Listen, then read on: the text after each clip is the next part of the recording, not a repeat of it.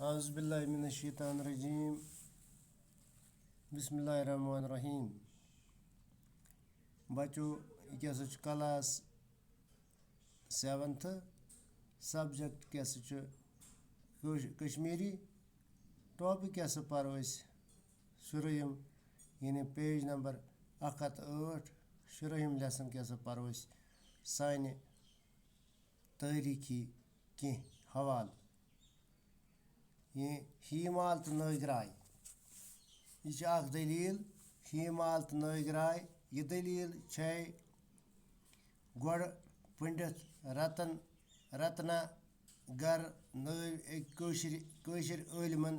रत्नागर पुरानस मज संस्कृत जबान मज लिचमत अत किताब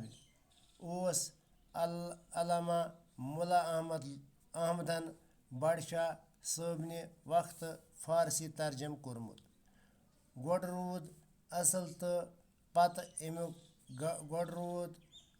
रूद असल तो पत अमुक तर्जम गोड़ कोर उर्दू तो पत अमुक तर्जम वारिया काल गसित लुब मोरिक हसन शाह तर्जमा अकिस पठानस निश यस मुल्ला महमूद नाव तो रावलपिंज नज़दीक पिंडवरी गामस मज रोजान यानी गोड़स लोब वारिया काल गसित हसा कोर हसन शाह यस तवारीख लिखा अकिस पठानस निश यस मुल्ला अहमद नाव तो रावलपिंज नज़दीक पिंडोरी गामस मज रोजान 13 वरी सदी मज न कुल्हन पंडित रत्नागर प्रान अथी आमुत यम कन राज तरंगनी मज पाँच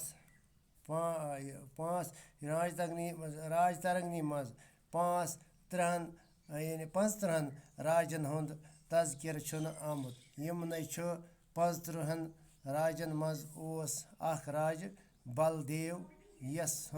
यस राज दानी बलपुर तहसील शुपियन अत